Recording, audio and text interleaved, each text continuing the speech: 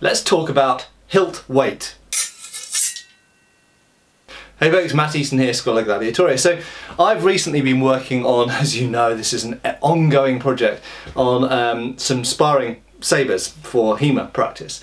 And something that I've come up against is I've found that in trying to improve the strength of the guard, I've increased the weight of the guard, and increasing the weight of the guard messes up the point of balance, and one way of fixing the point of balance is adding weight towards the tip of the sword, and that just exponentially increases the weight, or at least double increases the weight of the sword, and it just messes everything up. And I had never really been I'd always known that one of the things about basket hilted swords is that the more weight you add to the hilt, obviously the heavier the sword gets. That's simple, okay, that's obvious.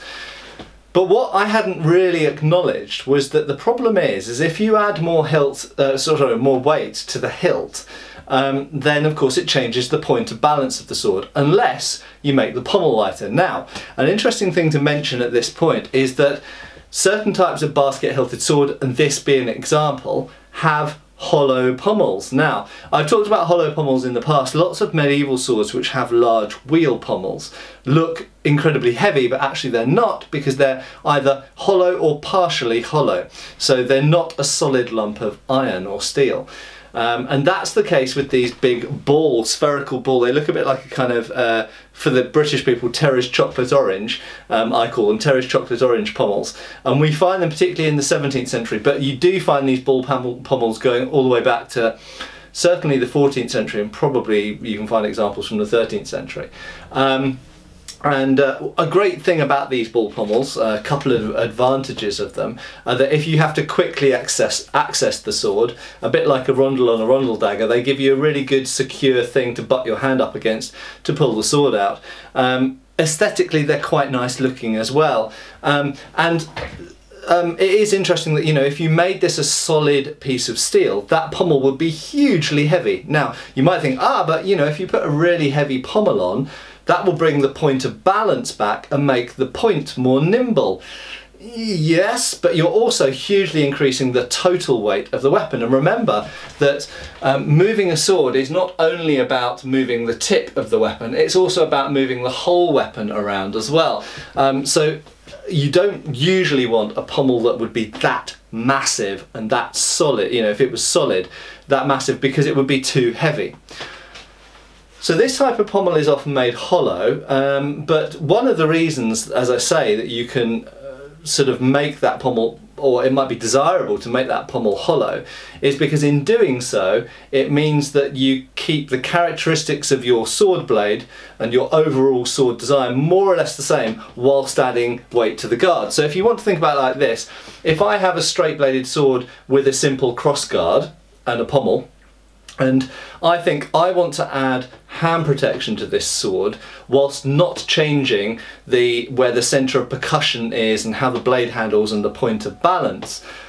If I want to do that, if I want to add bars on here to protect my hand, I have to take weight away from somewhere else.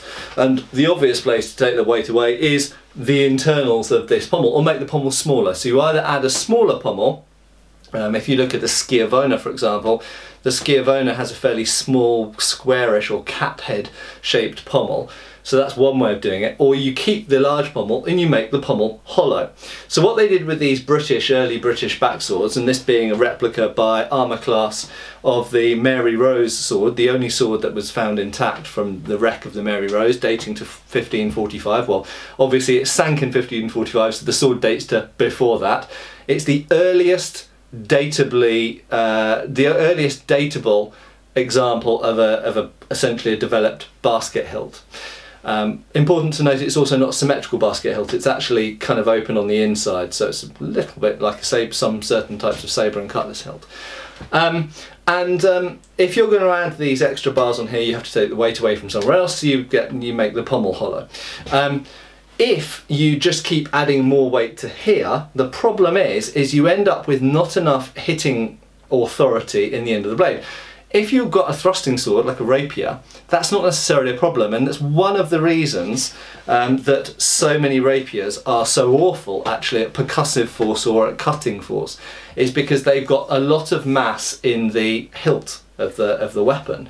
If you've got a lot of mass here, you've got a point of balance back around here, very clearly the centre of percussion is going to be quite far down the blade, and you're going to have very minimal hitting authority, cutting authority in the end portion of the blade. Yeah, you can slash with it, you can give harassing cuts, annoying cuts, wounding cuts, but you're not going to cleave with it. If you want a sword that is able to cleave, you must leave a certain amount of mass in the end of the blade, and the centre of percussion must be far enough up the blade, and the point of balance usually is tied to the centre of percussion. That must be far enough up the blade as well. If we look at something like a hanger, for example, or a 1796 light cavalry sabre, you often find the point of balance on these is quite far up, and it's one of the characteristics of chopping swords such as sabres and falchions and hangers and things like this, and indeed a machete as well. If you look at a machete, the point of balance is quite far up the blade, and that aids to their chopping ability.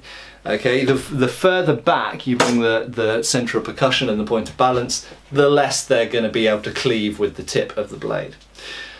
So that is an issue, that is a problem with basket hilts, that the more weight you add to the back end of the sword, you bring the point of balance and you bring the centre of percussion back. Now, one way of countering that, as I mentioned at the beginning, is okay, you go, okay, if we're going to add mass here, without reducing anything, so if we're purely adding mass at the back end of the sword, at the hilt end of the sword, and that brings the point of balance and the centre of percussion back. If we want to bring the centre of percussion and the point of balance back up the blade again, we've got to add mass at the tip of the blade. Now, two ways of doing that are making it broader, thicker, or longer. Okay, any of those ways will work, but if we do all of those, for example, as a combination, that will also work. You can do them sort of balance those factors together, so make it a little bit broader, a little bit thicker, and a little bit longer.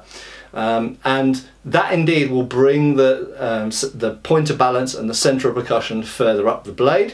But what have you done there? You've added yet more mass. So our response to adding more mass at this end was to add more mass at this end. So we've added mass twice now. Okay, so we've essentially doubled. I mean, it's not a straight conversion, but we've essentially doubled the amount of mass we're adding to the total sword, which now means we end up with a ridiculously heavy sword. And an interesting thing is, you know, if I take a different type of basket hilt for a second here, so if I reach across and grab the Highland basket hilt type sword, this is a Victorian example, so it's a relatively narrow blade on it. But for the blade width, if you compare this to if I just grab a sabre off the wall, there we go, let's grab this one for a change. So this is a 1821 pattern artillery officer sabre.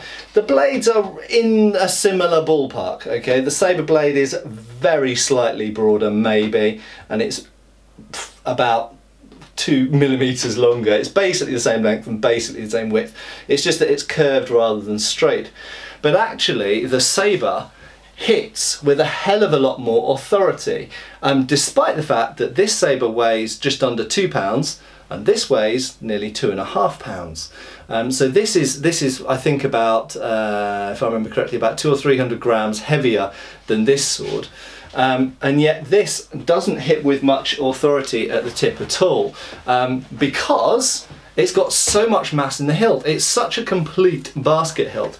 The problem is I've got a very nimble tip. I can cut really quickly and move the sword around really quickly, whilst trying not to hit my light fitting. But I can move the sword around really quickly, and I've got amazing hand protection. But when I do land a hit, it doesn't have an awful lot of authority to it, because whilst the total weapon, and remember it's not only about the speed and mass in the tip, but it's also about the mass in the total weapon as well, because I don't just move the tip when I cut, I also move my hand and arm when I cut. So it does, the extra mass does contribute somewhat to the momentum of the weapon, as it were, but the fact that I've got so much mass at the back of the weapon brings that centre of percussion back, brings that point of balance back, and does mean that not only is my centre of percussion further away now from the opponent, or closer to me rather, but I hit with less authority at the tip. With the sabre, I've got a relatively light hilt. And Colonel Mary, who I've referred to before, in fact Colonel Mary Mong, but his book is under the title Colonel Mary. Colonel Mary wrote a book in French. He was a French colonel and a cavalry officer, and he wrote a book, Memoir on Swords, which you can find on Google Books, or indeed that has been republished by various publishers.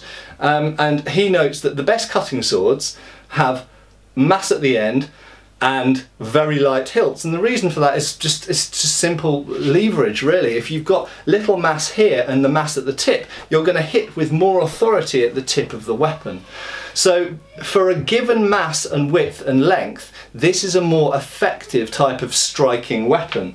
But what you do, of course, gain is a huge amount of hand protection.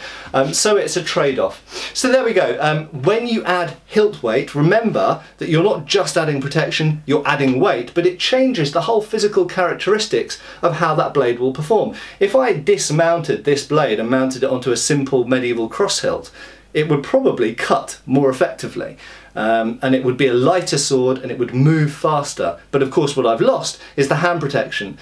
But equally at the same time, if you add weight here and you think, okay, well I still want my blade to perform as well, and you add mass here, you're now double adding mass and making the weapon really heavy. Something to think about, folks. Cheers. Thank you for watching. Please subscribe, follow us on Facebook. You can buy t-shirts through Spreadshirt, support us on Patreon, or follow us on Pinterest. Thank you.